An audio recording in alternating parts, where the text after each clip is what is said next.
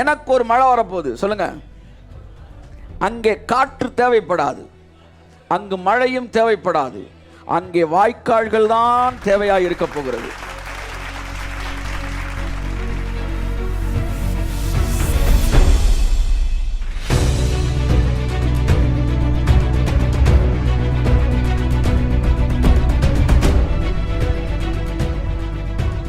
நானா ஒன்று செய்யும் போது தான் பிரச்சனை வருது.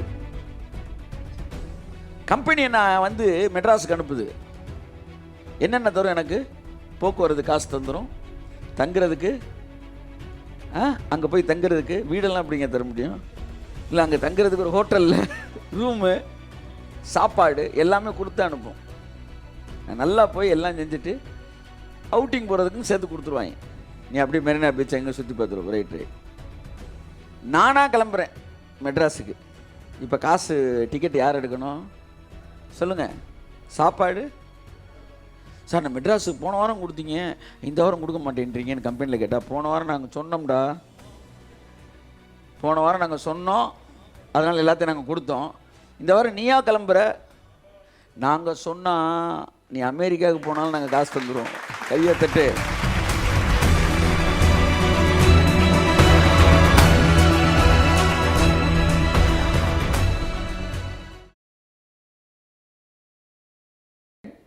இந்த புதிய வருஷத்துக்குள்ளே நுழையும்படிக்கு நாம் நுழைந்திருக்கிறோம். கர்த்தர் இந்த வருஷத்திலே எந்த விதமான காரியங்கள் நமக்கு செய்கிறார்கள், செய்யப்போகிறதை நாம் எந்த விதத்தில் பயன்படுத்தி கொள்ளப் போகிறோம் என்ற ஒரு மாபெரும் ஒரு எதிர்பார்ப்போடு அமர்ந்திருக்கிறோம். கர்த்தர் நம்மை ஆசீர்வதிப்பாராக. அன்புக்குரியவர்களே, தேவனாய கர்த்தர் இந்த கூட்டத்தில் சொல்ல விரும்பின ஒரு மிக முக்கியமான விஷயம், நான் என்னுடைய விசேஷித்த அபிஷேகத்தை என்னுடைய ஊழியக்காரர்கள் ஒவ்வொரு மீதும் வைத்திருக்கிறேன். ரெண்டு கூட்டத்தார். ஒன்று அபிஷேகத்தை பெற்றுக்கொண்டவர்கள், அபிஷேகம் பெறாதவர்கள். என் அன்புக்குரியவர்களே, தேவனுடைய பிள்ளைகள் எல்லோரும் இயேசு கிறிஸ்து நாமத்தில் பிள்ளைகளாக்கப்படுகிறார்கள். ஊழியர்கள் அபிஷேகம் பண்ணப்படுகிறார்கள். This is next level. இயேசு கிறிஸ்து 30 வருஷம் பிள்ளையாக இருந்தார். 30வது வருஷத்திலே அவர் ஊழியம் செய்யும்போது அபிஷேகம் பண்ணப்பட்டார். அனாயிட்டிங் என்பது ரெகக்னேஷன், பரலோகத்தால் அங்கீகரிக்கப்படுவது. இந்த அபிஷேகம் என்பது என்னவென்றால் பரலோகத்தில் கொடுக்கப்படுகிற பதவி பிரமாணம். ஒரு எம்எல்ஏவுக்கும் ஒரு அமைச்சருக்கும் என்ன இருக்குது? வித்தியாசம் இருக்கிறது. அவருக்கு அந்த துறையிலே அவருக்கு பதவி பிரமாணம் செய்யப்படுகிறது. அவர் மீது ஒரு அதிகாரம் வருகிறது. அந்த துறையிலே அவர் நினைத்ததை மாற்றலாம், செயல்படுத்தலாம். இந்த பூமியின் ராஜாக்கள் இருக்கிறார்கள், பூமியிலே தேவனுடைய ராஜாக்கள் இருக்கிறார்கள். கர்த்தர் சொன்னார், நான் அபிஷேகம் பண்ணி வைத்த என்னுடைய ராஜாவை அப்படின்றார். ஸோ மதுரையில் மேயர் இருக்கிறாங்க, மதுரையில் எம்எல்ஏக்கள் இருக்கிறாங்க, எம்பிக்கள் இருக்கிறாங்க. இந்த செக்குலர் வேர்ல்டில் மாற்றங்களை அவர்கள் ஏற்படுத்துறபடி இருக்கிறார்கள். ஆனால் தேவனுக்கு இந்த எம்எல்ஏ, இந்த எம்பி, இவங்கெல்லாம் தேவனுக்கு கிடையாது, தேவன் வைக்கலை. அது எலெக்ஷனில் வந்தது. ஆனால் இதே மதுரையில் தேவன் தன்னுடைய ராஜாக்களை, தம்முடைய ஊழியக்காரர்களே ராஜாக்களாக அபிஷேகம் பண்ணி அவர்களை எம்எல்ஏக்களாக, எம்பிக்களாக அங்கங்கே வைத்திருக்கிறார். பரலோகம் அவர்களை பார்க்கிறது. அவர்கள் மூலமாக தான் ஆவி மண்டலம் இயங்குகிறது. அவங்களா தான் ஒன்றுக்கு உதவலன்னு பிசாசு சொல்கிற பொய்யை கேட்டுட்டு எதுவுமே செய்யாமல் முடங்கி கிடந்தால் அவர்கள் தேவனுக்கு கணக்கு ஒப்பு கொடுக்கக்கூடிய ஒரு இடத்துல இருக்கிறார்கள். ஆனால் தேவனை பார்க்கிறார், என் வேலைகள் மிகவும் மதிப்புக்குரியது, நான் 5 பேருக்கு ஊழியம் செய்தாலும் பரலோகம் எனக்கு அதை கொடுத்திருக்கிறது. இந்த ஊழியம் தேவனால் எனக்கு கொடுக்கப்பட்டிருக்கிற ஊழியம், அதை நான் சிறப்பாய் செய்ய வேண்டும் என்கிற கவனத்தோடு செய்கிறவர்கள் தேவனால் அங்கீகரிக்கப்பட்டு அநேகத்துக்கு அதிபதியாக என்ன செய்கிறார்கள்?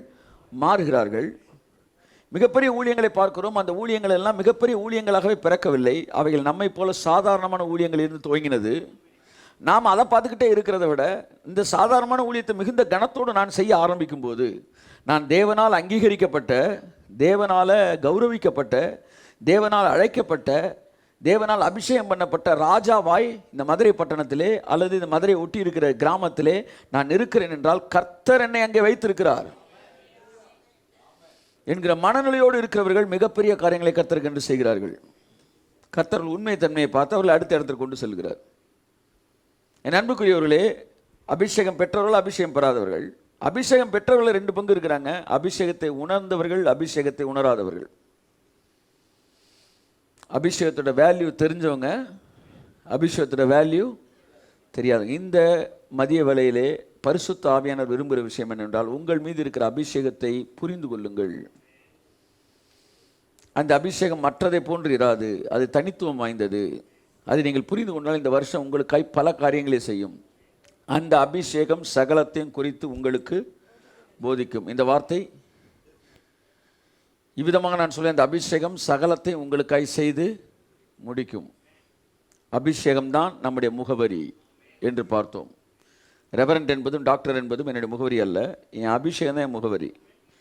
என் சபையில் கூடுகிற ஜனங்கள் நான் பாஸ்டர் என்பதற்காக கூடவில்லை, நான் ரெவரண்ட் என்பதற்காக கூடவில்லை, என் மேலே இருக்கிற அபிஷேகத்துக்காக கூடுகிறார்கள். நான் பாஸ்டர் இல்லைன்னு தெரிஞ்சாலும் கூடுகிறார்கள். மதுரையிலே சர்ச்சு நடத்தி பிரதர்னு அண்ணேன்னு கூப்பிட்ற ஒரு சபைனா எங்கள் சபை தான். எங்கள் மக்கள் என்ன பாஸ்டர்னு என்ன செய்யலை, கூப்பிட மாட்டான். யாராச்சும் ஒருத்தர் என்ன பாஸ்டர்னு சொல்கிறாருன்னா அவர் அவருக்கு புதுசாக வந்திருக்காருன்னு அர்த்தம் சர்ச்சுக்கு. அவர் நாளடைவில் மாறிடுவார், சகோதரர் என்று அழைக்கப்படுங்கள் என்று சொல்கிறார். அப்போ ஜனங்களை ஈர்ப்பதற்கு, ஜனங்களை மதிப்பை கொடுப்பது, பெற்று தருவதற்கு இது எல்லாம் அபிஷேகம் தான் செய்யுது. எல்லாம் சொல்லுங்கள், அபிஷேகம் தான் செய்யுது. பயத்தரன்னு சொல்லுங்கள், அபிஷேகம் தான் செய்யுது, வேறு எதுவும் செய்யலை. சரி, என்னுடைய முகவரி அபிஷேகம், என்னுடைய அறிமுகம் அபிஷேகம், என்னுடைய மதிப்பு அபிஷேகம், என்னுடைய ஈர்ப்பு அபிஷேகம். போன வாரம் சொன்னேன், பரிசுத்த ஆவியானவர் அபிஷேகம் என்றால் கரிஸ்மா என்ற அர்த்தம். கரிஸ்மா என்றால் கவர்ச்சி என்ற அர்த்தம். அபிஷேகம் ஜனங்களை கவர்ந்து இழுக்கிறது. பட்டங்களும் பதவிகளும் என்னை கவர்ந்து இழுக்கவில்லை, ஜனங்களை கவர்ந்து இழுக்கவில்லை, அபிஷேகம் கவர்ந்து இழுக்கிறது. அந்த அபிஷேகம் நம்ம மீது இருக்கிறது. இந்த வருஷம் ஆண்டவரே, அந்த அபிஷேகத்தின்படி நான் நடத்தப்படும்படிக்கு எனக்கு உதவி செய்துள்ளோம். நான் அபிஷேகத்தில் இணைக்கப்பட்டவனாக இருக்க விரும்புகிறேன்.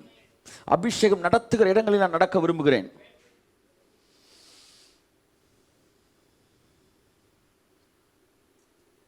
ஆமென். நீங்கள் பாவம் செய்யும்போது பாவம் உங்களை பாதிக்குது. எல்லாம் சொல்லுங்க, சொல்லுங்க. பாவம் உங்களை பாதிக்குது. ஆனால் ஒரு சிறப்பான ஊழியத்தை சொல்லுங்க, ஒரு தியாகமான ஊழியத்தை,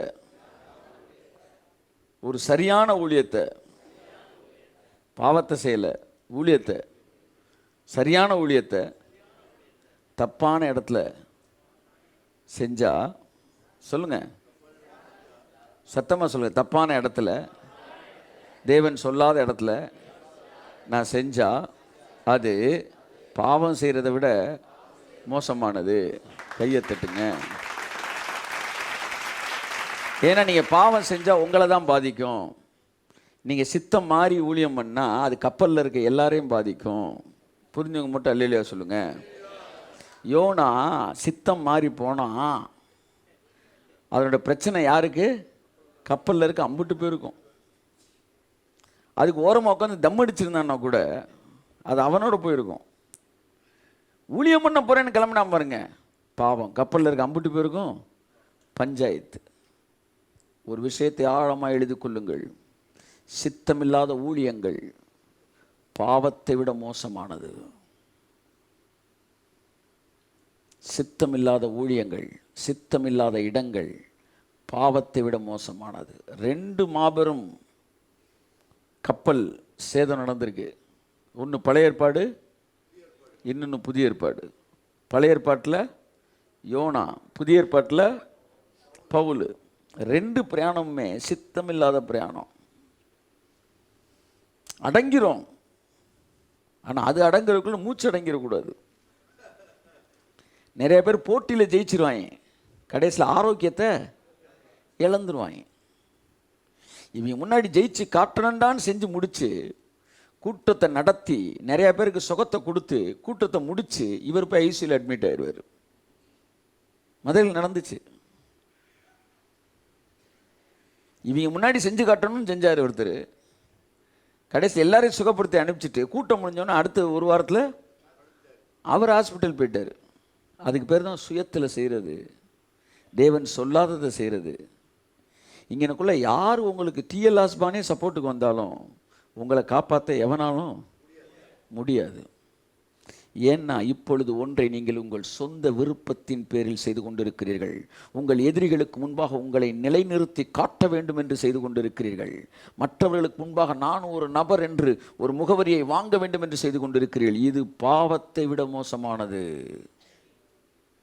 பாவம் அவனை மட்டும் பாதிக்கிறது, இதுவோ எல்லோரையும் பாதிக்கிறது.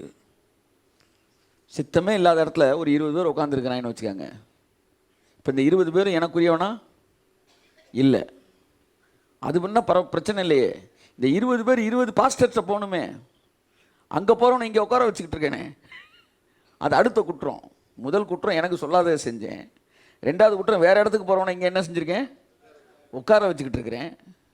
இப்படி பல குற்றங்கள், பல கேஸு என் மேலே பதிவு செய்யப்படுகிறது. 4 பிரிவின் கீழ் உங்கள் மேலே கேஸ் பதிவு செய்யப்படும். ஆமாம், ஒருத்தர் திடீர்னு வந்து நீ உன்னை இருடா நான் பார்த்துக்கிறேன்டா அப்படின்னு சவுண்டை கொடுத்துட்டு போயிட்டார். என் கூட இந்த இவர் மேலே 4 பிரிவில் கேஸ் பதிவு பண்ணலான்னாரு. 1 அத்துமீறி நுழைதல், 2 மனம் புண்படி பேசுதல், 3 மிரட்டுதல். அதுக்கப்புறம் இன்னும் விவரம் தெரிஞ்சவங்க 40 கேஸ் கூட வைக்கலாம். அப்படித்தான் சித்தமில்லாத வேலைகளை செய்யும்போது அநேகருக்கு ஆபத்தாய் முடிகிறது. அபிஷேகத்தை புரிந்து கொண்டவர்கள் இந்த வருஷம் அந்த அபிஷேகம் என்னை எங்கே கைட் பண்ணுதோ அதை மட்டும் செய்யணும். ஆமென் சொல்லுங்க. எல்லோரும் சொல்லி, செய்ய வேண்டிய கடமையை மாத்திரம். முக்கியமான வார்த்தை எல்லாம் சொல்லுங்க, மாத்திரம் செய்தோம் என்று சொல்லுங்கள். இயேசு சொன்னார், நீர் எனக்கு நியமித்த கிரியைகளை செய்து முடித்தேன். அல்லேலூயா. அவரே என்ன சொன்னாராம் பிதாட்ட, நீங்கள் எனக்கு சொன்ன வேலையை செஞ்சேன்னாராம். இப்போ பிரச்சனை என்னென்னா, சொல்லாத வேலையெல்லாம் செஞ்சுக்கிட்டு இருக்கிறது. மதுரையில் சில ஊழியர்கள் இருக்காங்க, பெரிய ஊழியர்கள் இருக்காங்க, சின்ன ஊழியர்கள், இந்த மாதிரி ஆட்கள் இருக்காங்க. என்னென்னா, பார்க்குறதெல்லாம் செய்யணும், பார்க்குறதெல்லாம் செய்யணும். ஒரு இறந்துட்டான்னா அந்த சர்ச்சை கபலீகரம் பண்ணிடணும். ஒருத்தர் யூத் மீட்டிங் நடத்தினா நான் யூத் மீட்டிங் நடத்தணும். கல்யாண வீட்டுக்கு போனால் நான் தான் தாலி கட்டணும்னா என்ன பண்ணுறது? எதை பார்த்தாலும் நல்லா இருந்தால் உடனே அதை தொடங்கிடுறது. நல்லா இருந்தால் நல்லா இருக்குன்னு சொல்லிட்டு போயிரு. எல்லாத்தையும் செஞ்சா கல்யாண வீட்டுக்கு போனால் நான் தான் மாப்பிள்ளைன்னா, அப்போ இளவு வீட்டுக்கு போனால் நீ தான் போனம்மா. எல்லாமே என்னை சுற்றி தான் நடக்க வேண்டும். பெருமை, அகங்காரம், ஆணவம், நீ என்ன வார்த்தை வேணாலும் போட்டுக்கலாம். இயேசு சொன்னார், எனக்கு நியமித்த காரியங்களை செய்து முடித்தேன்.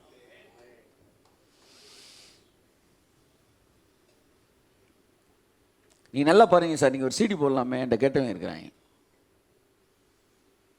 என் பாட்டு முடிஞ்சோடனே வந்து ஸ்டேஜில் வந்து உங்களுக்கு நான் ஸ்பான்சர் பண்ணுறேன் கேசட்டுக்குன்னு மைக்கை பிடிச்சி என்கிட்ட கேட்காமலே அனௌன்ஸ் பண்ணியிருக்கிறேன். இதே இடத்துல அனௌன்ஸ் பண்ணியிருக்காங்க, இவர் போடுற சிடிக்கு நான் ஸ்பான்சர் பண்ணுறேன். சிடிக்கு நீ ஸ்பான்சர் பண்ணிடுவேன், ஐசிக்கு போனால் யார் ஸ்பான்சர் பண்ணுறது? மேடையில் போனால் மேடையோடு நிப்பாட்டிக்க, ரெக்கார்டிங் தியேட்டருக்கு போகிறதுக்கு வேற ஒன்று ஆகிட்டீங்க. இல்லையா சொல்லுங்கள். என் லிமிட் எனக்கு தெரியும். ஓசியில் கிடைக்கின்ற காய் பினாயில் என்ன செய்ய முடியாது சொல்லுங்க. ஸ்பான்சர் பண்ணுறேன்னு ஒருத்தன் சொன்னால் செஞ்சிடுறதா? காசு கொடுத்து ஆள் வச்சு அடிப்பாங்க, கேள்விப்பட்டிருக்கீங்களா? எதிரிகள்கிட்ட ஒரு 10,000 ரூபா கொடுத்து அவனை கொண்டுறான்னு வாங்கல, பார்த்துருக்கீங்களா சினிமாலெல்லாம்? ஆமாம், வில்லிங்க என்ன செய்வாங்க, காசை வேற ஆள்கிட்ட கொடுத்து உங்களை காலி பண்ணுவாங்க. ஆனால் பிசாசு காசை உங்கள்கிட்டே கொடுத்து உங்களை காலி பண்ணுவான். இது எப்படி இருக்கு? காசை உங்கள்கிட்டே கொடுத்து இதை செய்டான்னு சொல்லி உங்களே கொண்டுருவான். இங்கே காசு எதுக்கு கொடுக்கப்பட்டிருக்கிறது? என்னை கொல்வதற்காக கொடுக்கப்பட்டிருக்கிறது. புத்திசாலிகளாக இருப்போம். தேவன் சொல்லாததை செய்ய வேண்டிய அவசியம் இல்லை. நீ களிமண் சுமையை அல்லவா சுமந்து கொள்ளுகிறாய். எப்படி? களிமண் சுமை. களிமண்ணை நல்லா ஒரு கூடையில், கூடை இருக்குல்ல, கூடை நிறையா களிமண் அள்ளி போட்டு கொண்டு போப்பா அப்படின்னு நீங்கள் ரொம்ப சந்தோஷமாக போகிறீங்க மலையில். வீட்டுக்கு போய் பார்த்தா என்னங்க இருக்கும்?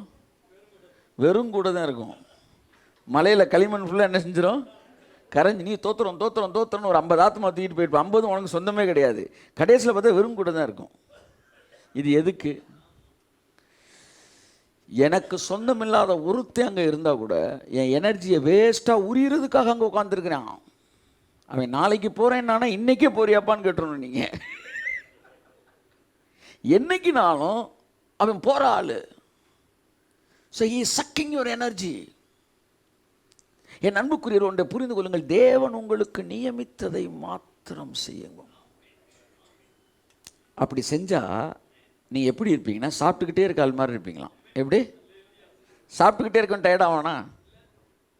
இது எப்படி இருக்கு? இயேசு சொன்னார், பிதாவின் சித்தம் செய்வது எனக்கு. ஆமென். சித்தம் செய்கிறவன் டயர்டாகவே மாட்டான்.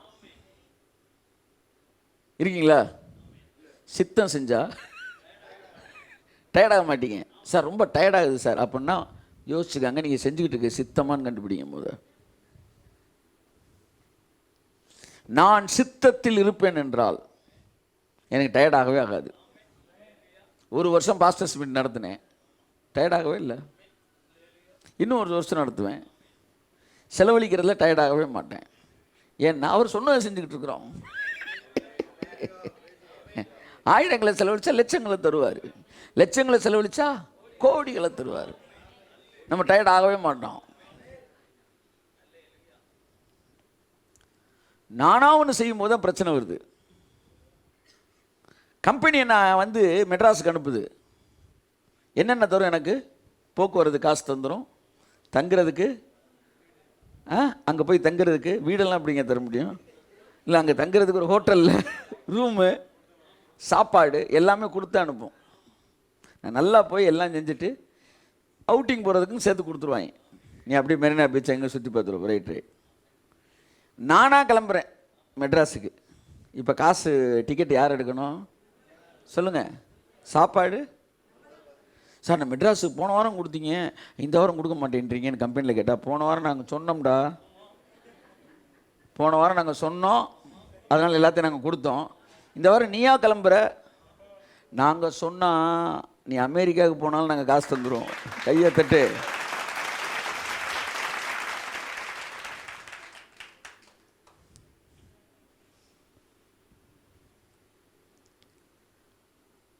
நான் உனக்கு குறித்த மலைக்கு போ. இந்த வருஷம் நம்ம என்ன செய்யணும் அப்படின்றத பற்றி உங்கள்கிட்ட நான் கொஞ்சம் பேச போகிறேன். அபிஷேகத்தை புரிந்து கொள்ளுங்கள், அபிஷேகத்தில் வழி நடத்தப்படுங்கள், தேவன் சொன்னதை செய்யுங்க, மீதி நேரம் ஃப்ரீயாக இருங்க. என்னதான் எண்ணெயை தேய்ச்சிட்டு உருண்டாலும், சத்தமாக தான் சொல்லுங்கள், என்னதான் சொல்லுங்கள், எண்ணெயை தேய்ச்சிட்டு உருண்டாலும் சொல்லுங்கள் அன்வர், ஒட்டுற மண்ணு தானே சார் ஒட்டும். நான் 2 நாள் ஃபாஸ்டிங் போட்டாலும், நான் 20 நாள் ஃபாஸ்டிங் போட்டாலும் ஒட்டுற மண்ணு தான் ஒட்டும். இது என்ன ஜபத்துக்கு ஏற்ற மாதிரி தர்றதுக்கு வந்து இது என்ன கேமா, சூதாட்டமா? இல்லை. ஜபம் என்பது அவர் எனக்கு கொடுத்ததை சரியாக செய்கிறதுக்கு என்னை ஆயத்தப்படுத்துறது தான் ஜபம். அவர்கிட்டருந்து வாங்குகிற அளவை கூட்டுறதுக்கு ஜபம் கிடையாது. நான் ரொம்ப ஜபிச்சிட்டேன்னா அவர் கொஞ்சம் கூட 100 ரூபா சேர்த்து தந்துட போகிறாரா? அவர் தர்றத செய்தியை எப்படி கொடுக்கணுன்றதுக்கு தாங்க நான் ஜெபம் பண்ணியிருக்கிறேன். ஆமாம், செய்தி வாங்குறதுக்கு ஜெபிச்சிங்கனாலே நீங்கள் தப்புன்னேன். செய்தியை வாங்குவதற்கு ஜெபித்தீர்னாலே இப்போ சர்ச்சை நீங்களாக கட்டியிருக்கீங்கன்னு அர்த்தம். ஏன்னா அவர் சர்ச்சு கொடுத்துருந்தாருன்னா அவர் செய்தியையும் அது கொடுக்கணும். அதான நீதி.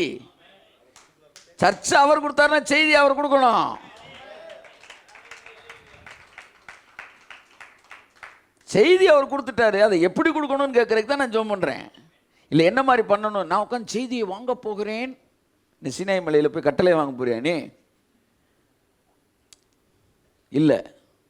என் அன்புக்குரியவர்களே, just follow the anointing of God. Christian life is a very simple life, ஆனால் சென்சிட்டிவ் லைஃப். ஆமேன் சொல்லுங்க.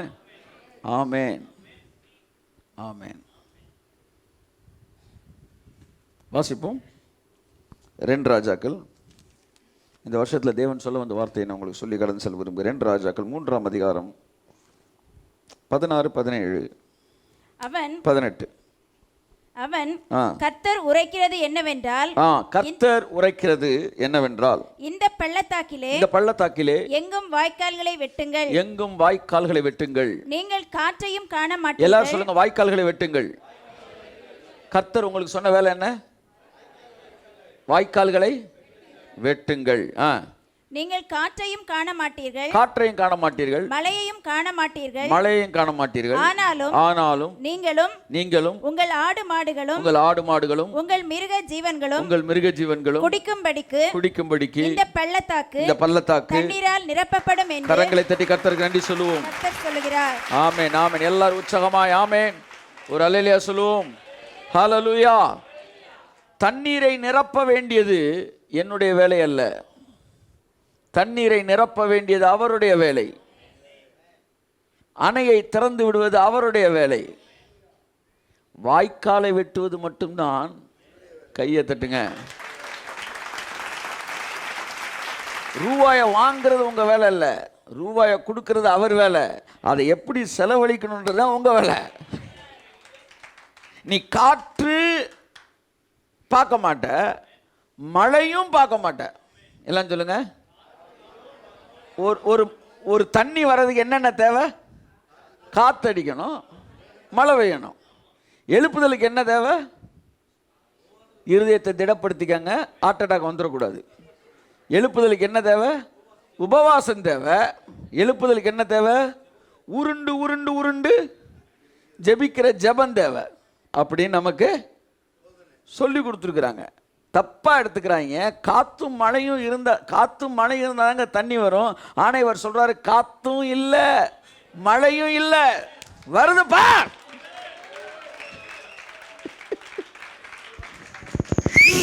அப்படி அடிக்கணும். விசில் அடிப்பவர்களுக்கு முன்னுரிமை கொடுக்கப்படுகிறது. நீங்க முன்பாக எனக்கு ஒரு மழை வரப்போகுது சொல்லுங்க.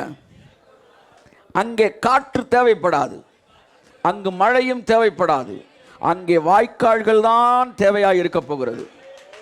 எஸ், காற்று மழையை தருவது, தண்ணியை தருவது, மழையும் தண்ணியை தருவது. ரெண்டுமே மழையை கொண்டு வர ஃபேக்டரு. ஆனால் கர்த்தர் சொல்றாரு, மழையை கொண்டு வர்றதுக்கு நீ ஒன்றும் செய்யாத, நீ எதையும் கொண்டு வராத, அதை நான் பார்த்துக்கிறேன். கொண்டு வந்த மழையை தண்ணீரை எப்படி எங்கெல்லாம் கொண்டு போகணுன்றதை மட்டும் நீ பாரு. கிருபை தேவன்கிட்ட ஒன்னெல்லாம் நான் கொண்டு வர போகிறது கிடையாது. கொண்டு வந்ததை நான் சரியாக அப்போ ஜெபிக்க வேணாமா? அப்போ உபவாசிக்க வேணாம்னா எவ்வளோ நேரம் ஜெபம் பண்ணு. கிடைக்க போகிற 10 லட்சத்தை எப்படி செலவழிக்கணும்னு உட்காந்து பிளான் யோசிப்போம் பார்த்தீங்களா? அந்த யோசனை தான் புதிய ஏற்பாட்டு ஜெபம். புரியுதா?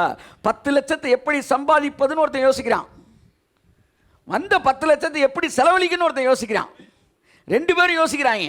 இந்த யோசனை வேற, இந்த யோசனை கடுமையான யோசனை, எப்படிடா சம்பாதிக்க நாடி நரம்பு முறுக்க இருக்கிற யோசனை இது. இந்த யோசனை சந்தோஷமான யோசனை, எப்படா செலவழிக்க போறோம்னு. அவனும் ஜபிக்கிறான், இவனும் ஜபிக்கிறான். அவன் குண்டலினி சக்தியை மேலே கொண்டு வந்து ஜபிக்கிறான். ஊராபா கமானாஷியா, நாளே நாள் அம்பானி ஆகணும் ஆண்டவரே. பாவம் அப்படியே ஊனாகி உயிராகி உண்மையுமாய் மென்மையுமாய் தேனாகி அப்படி இப்போ ஜெபிச்சுக்கிட்டு இருக்கிறான். இவன் என்ன சொல்கிறான்? எல்லாத்தையும் முடிச்சிட்டிங்கப்பா, இப்போ நான் எப்படி இதை ரிலீஸ் பண்ணுறது? ஆமென். ஜெபிக்க வேணான்னு நாங்கள் சொல்லலை. பணம் வர்றதுக்கு ஜெபிக்காத, வந்த பணத்தை செலவழிக்கிற ஜெபி. கர்த்தர் சொன்னார், தண்ணியை நான் அனுப்புறேன்டா, வாய்க்கால நீ வெட்டு. மழை வருவதற்கு நீ பொறுப்பல்ல. மழைனா எழுப்புதல் தானே, ஒத்துக்கிறீங்களா? எழுப்புதல் மழை வேணும் ஆண்டவரேன்னு சொல்றீங்களா இல்லையா? ஆமாம், மேகம் வேணும்ன்றான். கையளவு மேகம் தான்றான். சொல்ல மழையும் கிடையாது, மேகம் கிடையாது, தண்ணி வரப்போகுது. இதுக்கு பேர் தான் நீதியை சரி கட்டுவது. புரியுதா உங்களுக்கு? அந்த பக்கம் இடக்கல்ல போட்டாங்க, இந்த பக்கம் என்ன தூக்கி உட்கார வைக்கிறாங்க. என் நீதி என்ன செய்யலை? பத்தலை. தராசில் அந்த பக்கம் என்ன செஞ்சுருக்கு? இறங்கிட்டு இருக்கு. நான் மேலே உட்காந்துருக்கிறேன். ஆண்டவரே, குறிமுள்ள அங்கிட்டு இருக்கிறே, நேராக நிற்கணுமேன்னும் போது இயேசு தன்னோட நீதியோட உன் பக்கத்தில் உட்கார்றாரு. சிலுவையில் உட்கார்ந்த உடனே அப்படியே தராசு மேலே ஏறுது பாருங்க. அந்த பக்கம் இருக்க தராசு ஏறி இது இறங்கி அப்படியே சரி கட்டுது. இதைத்தான் சொன்னார், நீதியை சரி கட்டும் நாள் சிலுவையில் இருக்கிறது. அதுதான் உன் நீதியை நான் உனக்காக சரி கட்டுறது. பயங்கரமான வார்த்தை. எனக்கு பத்தாத நீதியை, பிதாவுக்கு கொடுக்க முடியாத நீதியை எனக்கு சரி கட்டுவதற்காக என்னோடு அமர்ந்தார். இதை எப்படி பிரசங்கம் பண்ணிட்டானா, உன்னை வச்சு துவைக்க போறார், அதை நீதியை சரி கட்டுறதுன்ட்டான். ஆனால் என்னை துவைக்கிறது நீதியை சரி கட்டுறது இல்லை. என்னால் முடியலன்னும் போது பிதாட்ட வந்து இவனுக்கு கட்ட வேண்டிய நீதியை நான் கட்டுறேன்னு சொல்லி அதை சரி கட்டுவது தான். அதை தான் சுவிசேஷத்தை சொல்லுங்கள்னு சொல்லிட்டு அடுத்த வரியில் சொல்ற, நீதியை சரி கட்டும் நாள் என்னிடத்தில் இருந்தது. சிலுவையில் என்ன கட்டப்பட்டது சொல்லுங்க? நீதி. என் நீதி சரி கட்ட. கையை தட்டுங்க. ஆமென்.